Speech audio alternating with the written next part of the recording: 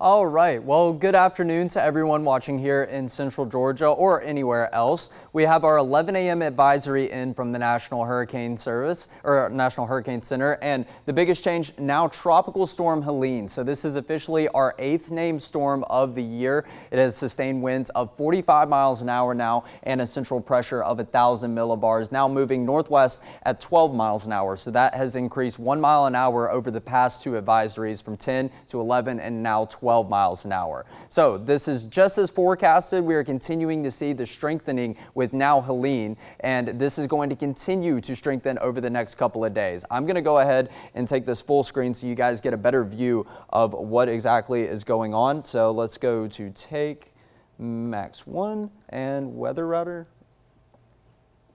There we go.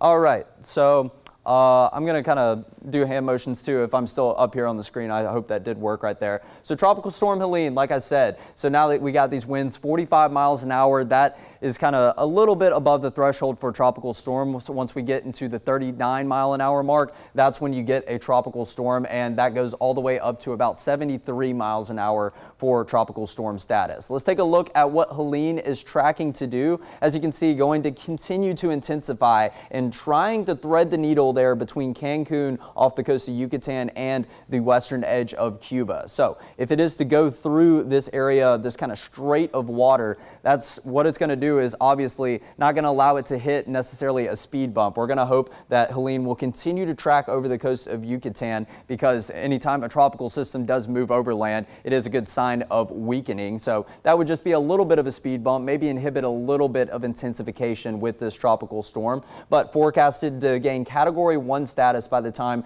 we get into this evening, and then continue its Category 1 status up into the southern and the eastern Gulf of Mexico. So now taking it a little bit further, you can see Helene still forecasted to make landfall as a major hurricane, a Category 3 hurricane. So this is around 8 p.m. on Thursday. Sustained winds of 115 miles an hour are what we're talking with Helene, and this is going to continue to trek into the southeastern corridor of the United States. I want to note real quick that this cone is still fairly wide. We have seen a little bit of a shift. Right now, the very western edge is kind of over around the Panama City Beach area, and then the farthest eastern edge of this cone for potential landfall has moved out of the Tampa Bay area further up the Big Bend. So a little bit less of a range of where Helene will make landfall, which is a good sign of some models coming into better agreement, but also want to note that anywhere within this cone is a possible track that the center of Helene could go over to make landfall. The impacts are not limited to the cone itself.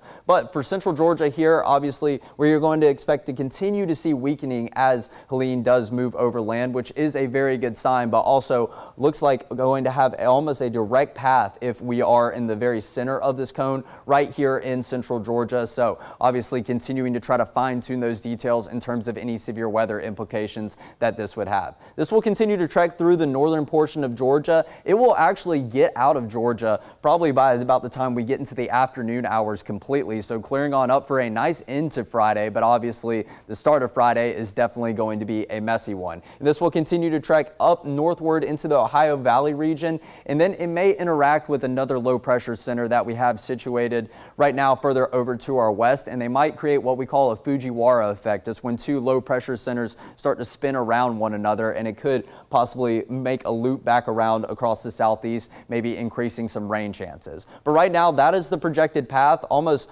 very rapidly intensifying from Category 1 on one time stamp all the way to Category 3 as it goes into that eastern portion of the Gulf of Mexico. Obviously, you have that warm ocean water in the Gulf of Mexico, so that's what's going to lead to that rapid intensification. So taking a look at the 2024 names, obviously we have 7 of them crossed off, and now we can officially cross off number 8, Helene. So I was going to show that before we got upgraded to the tropical storm, because we were settled at PTC 9, which was a fancy term for a tropical system very likely to develop over the next 24 hours or 48 hours rather. And now we do have Helene, so officially our 8th named storm of the year. But I want to take it through future view. We'll start with the forecast today. Still a really hot day here in central Georgia, especially by now officially fall standards, still going to crawl into the 90s. But we can see that we have a slim chance of a scattered shower or two. Not going to focus too much on that. That mainly going to be in our northern counties. Once we get into tomorrow, we start to see some scattered cloud cover all over the area. So that's 7 a.m. on Wednesday. By the time we get into Wednesday evening, 5 o'clock, when many of you are making your commute home from work, obviously going to be plenty of cloudy skies here in our neck of the woods, but we also could see a stray shower, maybe a rumble of thunder ahead of this approaching frontal boundary that you do see further over to the west. So that's going to increase the rain chances along the eastern edge of Alabama and maybe creep into the northwestern portion of the state of Georgia. As you can see, Atlanta getting its fair share of rain right there under the Wednesday 5 p.m. timestamp, and now taking it overnight into Wednesday. So this is midnight as we flip the date to Thursday, and you can see still just basically cloud cover here, maybe some light showers, but that front over to the west doesn't necessarily make its way into central Georgia, which is good because when you see what I'm about to show you, we're already going to get our fair share of rain over the course of Thursday on into Friday. So outer bands from Helene, I want to stress that this is going to be a large storm and have many widespread impacts all across the southeast, but we're starting to see outer bands of rain and some pockets of the heavier rain start to cover central Georgia by about the 5 a.m. hour, and then that also going to act as a pushing mechanism against that frontal boundary. So any rain that we do see from that frontal boundary really limited to our west and our northwestern counties here in central Georgia, but we're looking at widespread coverage of these outer bands of rain by about the 10 a.m. hour as we go on into Thursday. The good news is we do look to have a little bit of a brief break according to these latest future view models. This is the graph model right here. 3 p.m. on Thursday, not everyone's seeing the rain, but still everyone going to see some sort of cloud cover whether they do see the rain or not. Maybe another reinforcing push of another outer band of rain right there Thursday at 8 a.m. But then it's really once we go into the overnight hours on Friday. So you see Friday 4 a.m. here.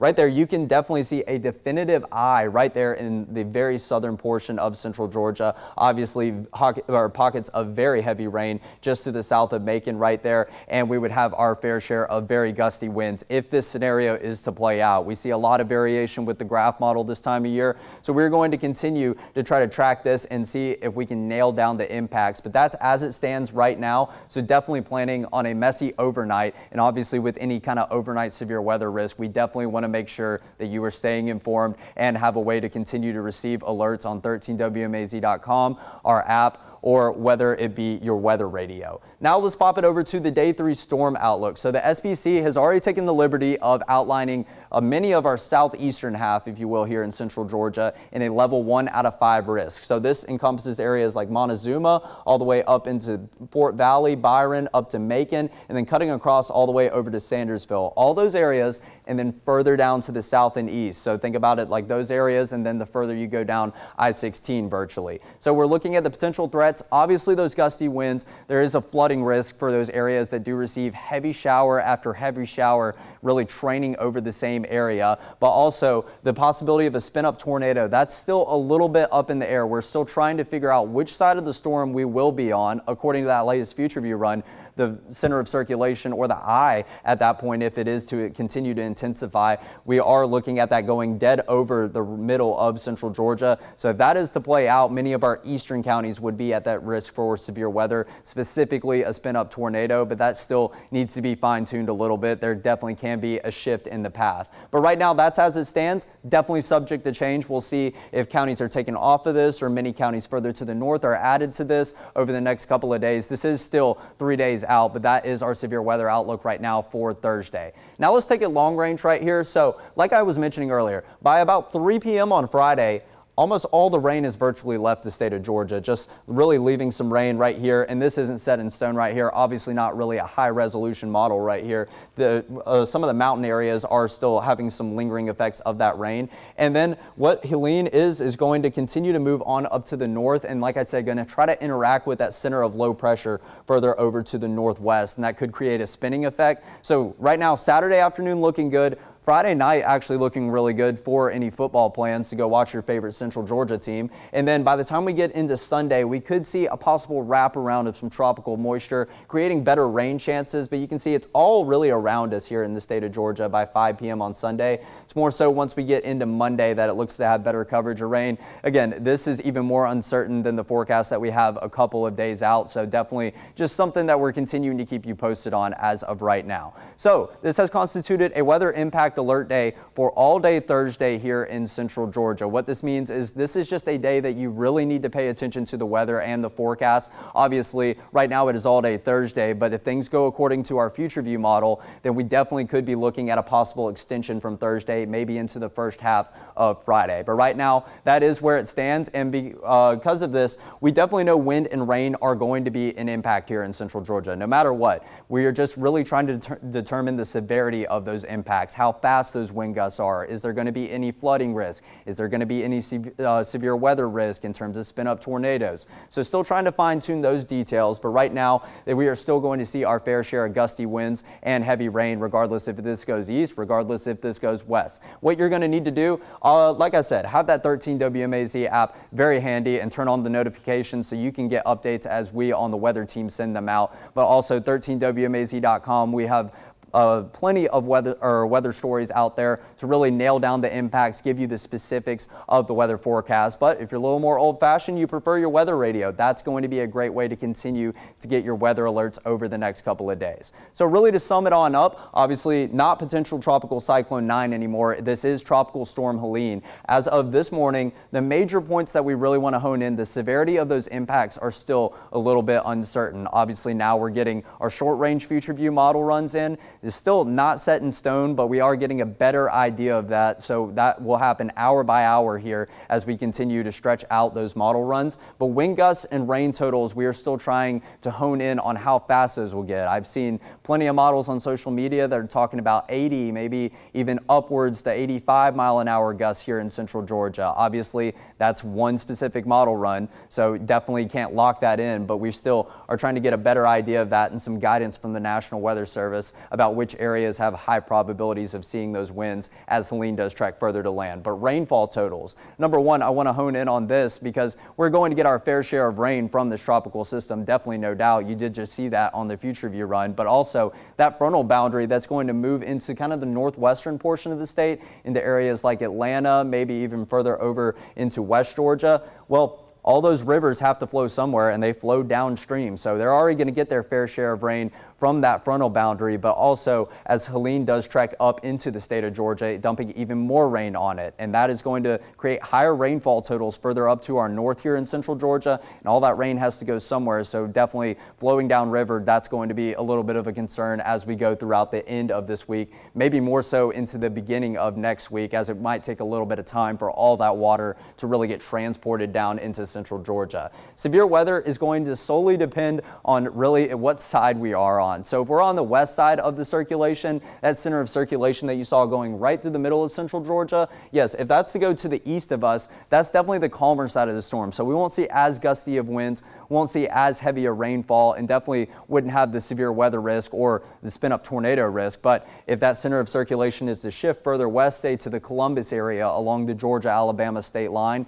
that's where we would definitely see some severe weather potential, and that level 1 risk that I did just show you might get upgraded to a level 2, or it might get expanded to counties further over to the west. So that's really what we're trying to hone in on as of right now. Nonetheless, like I mentioned earlier, this is going to be a large storm with widespread impacts. We saw the outer bands of rain starting into the early morning hours on Thursday and being on and off all day Thursday before really the brunt of it tries to come in overnight into Friday. So yes, definitely going to be a very rainy, probably 24 to 36 hour period here in central Georgia, a very windy period, but not only here in Georgia, still going to have widespread impacts in other states like Alabama, over into Mississippi, and then eventually as it does continue to trek northward, areas like Tennessee, South Carolina, North Carolina, but really Florida, already seeing tropical storm warnings and watches issued all along the Gulf Coast and further inland. And that's actually what I want to pop up for you. It's one graphic I did forget to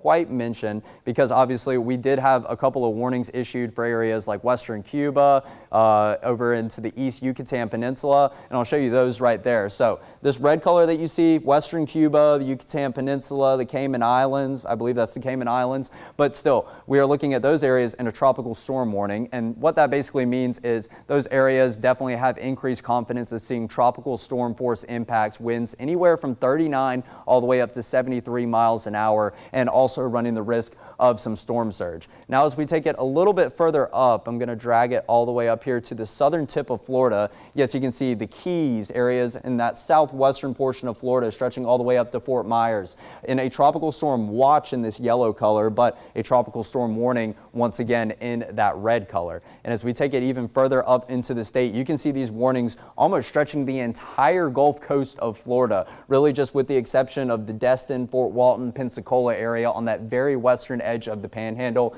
Everyone else in some kind of tropical storm watch or warning, and then even areas further inland getting really close to the Georgia state line in North Florida. So that's really kind of where we're standing as of right now. Now we have Tropical Storm Helene. That is the really big news. Obviously continuing to organize as it does move through the warm waters in the Northwest Caribbean and eventually the Gulf of Mexico, and that is going to create hopefully not rapid intensification, but from the timestamps I've seen, Category 1 all the way up to a Category 3 from one timestamp to another. Definitely seeing a rapid intensification of those winds and making landfall as a major hurricane as it does stand right now. So if the stronger this storm does get before making landfall, the stronger impacts we would have here in central Georgia, obviously, because it's going to continue to rapidly weaken when it does move over land. But when you get those winds that continue to get on up into like Category 4 status, obviously there's only so much weakening it can do with a direct line path all the way up here into central Georgia. So that's why it's something we are going to continue to keep you updated. Every advisory we get from the National Hurricane Center, but also on the web and on our app, we will continue to keep you updated with everything you need to know, specifically with those severity of the impacts that are still a little bit uncertain. But we're starting to get a little bit of a better picture, like I said, but definitely going to plan on a rainy and a windy Thursday all the way into most of Friday morning into maybe a little bit the early afternoon. So definitely not going to be something you want to be outside for, and just something you want to continue to stay updated with us here. So right now, I will stress, if you have any family or friends along that Florida Gulf Coast, kind of in those areas I was mentioning, possible landfall, so anywhere really from Panama City Beach all the way down to somewhere along the Big Bend, maybe just to the west of Ocala over here. Definitely those family and friends want to make sure that they're putting their hurricane action plan and their preparation into place. And here in central Georgia, maybe want to go ahead and move some of that loose furniture or anything that you have outside, because it is definitely going to get pretty windy. Stuff that you really just don't want getting blown around in your backyard or